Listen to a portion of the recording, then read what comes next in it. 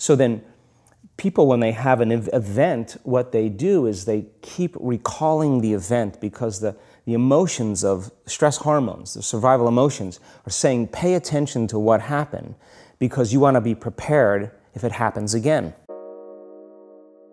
You talk about trauma, and you've talked about how people experience a traumatic event, but they then basically rehearse it, and how that then has this knock-on effect. So what is that? Why do people find it so hard to get past trauma? The stronger the emotional reaction you have to some experience in your life, the higher the emotional quotient, the more you pay attention to the cause. And the moment the brain puts all of its attention on the cause, it takes a snapshot, and that's called a memory.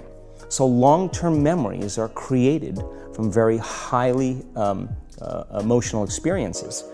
So what happens then is that people think neurologically within the circuitry of that experience, and they feel chemically within the boundaries of those emotions. And so when you have an emotional reaction to someone or something, most people think that they can't control their emotional reaction. Well, it turns out if you allow that emotional reaction, it's called a refractory period, to last for hours or days, that's called the mood. I say to someone, hey, what's up? You say, I'm in a mood. Well, why are you in a mood? Well, I had this thing happen to me 5 days ago, and I'm having one long emotional reaction.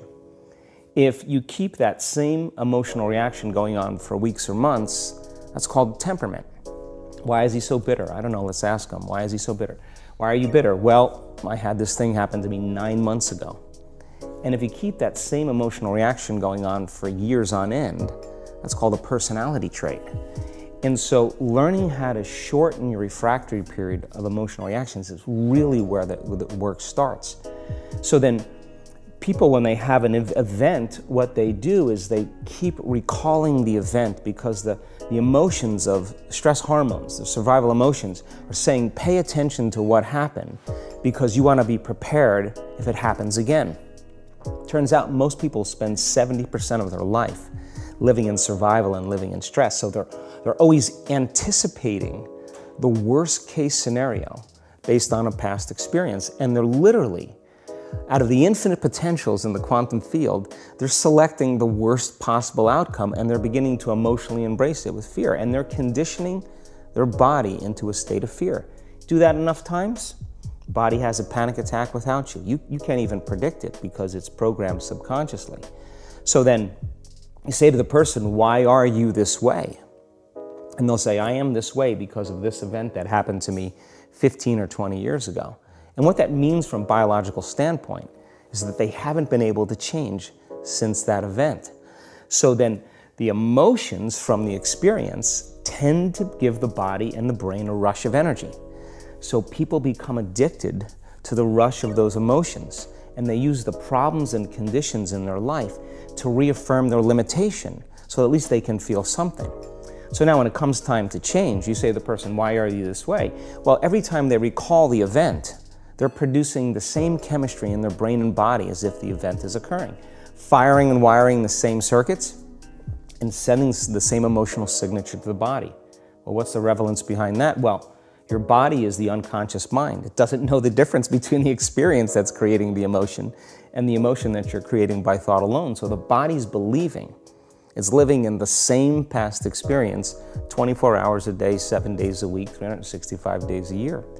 And so then when those emotions influence certain thoughts, and they do, and then those thoughts create the same emotions, and those same emotions influence the same thoughts, now the entire person's state of being is in the past. So then the hardest part about change is not making the same choices you did the day before, period. And the moment you decide to make a different choice, get ready because it's going to feel uncomfortable. It's going to feel unfamiliar. There's going to be some uncertainty. Why does it feel so uncomfortable? Is it because of the neurons that fire together, wire together, so there's like an easiness to that loop, just because literally, and you've talked very eloquently about this, the way that the neurons connect in the brain, how rapidly, I've seen you show footage of how rapidly those connections happen, which is pretty incredible. Is that what makes it so discomforting for people? I think that the bigger thing is that we keep firing and wiring those circuits. They become more hardwired. So you have a thought and then the program runs. but it's the emotion that follows the thought. If you have a fearful thought, you're going to feel anxiety. The moment you feel anxiety, your brain's checking in with your body and saying, yeah, you're pretty anxious. So then you start thinking more corresponding thoughts equal to how you feel. Well, the redundancy of that cycle conditions the body to become the mind. So now, when it comes time to change, a person steps into that river of change and they make a different choice, and all of a sudden, they don't feel the same way. So the body says, well, you've been doing this for 35 years. You're going to just stop suffering and stop feeling guilty and stop feeling shameful, and you're not going to complain or blame or make excuses or feel sorry for yourself. Well, the body's in the unknown. So the body says, I want to return back to familiar territory. So the body starts influencing the mind, and it says, start tomorrow. You're too much like your mother. You'll never change. This isn't going to work for you. This doesn't feel right.